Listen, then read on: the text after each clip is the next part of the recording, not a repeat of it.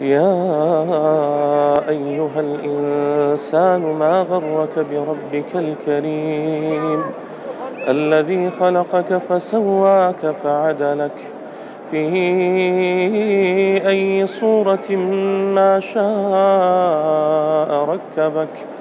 كلا بل تكذبون بالدين وإن عليكم لحافظين كراما كاتبين يعلمون ما تفعلون.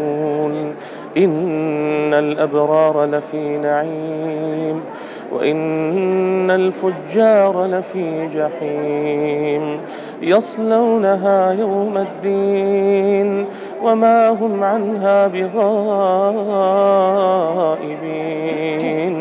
وما أدراك ما يوم الدين ثم ما أدراك ما يوم الدين يوم لا تملك نفس لنفس شيئا والأمر يومئذ لله.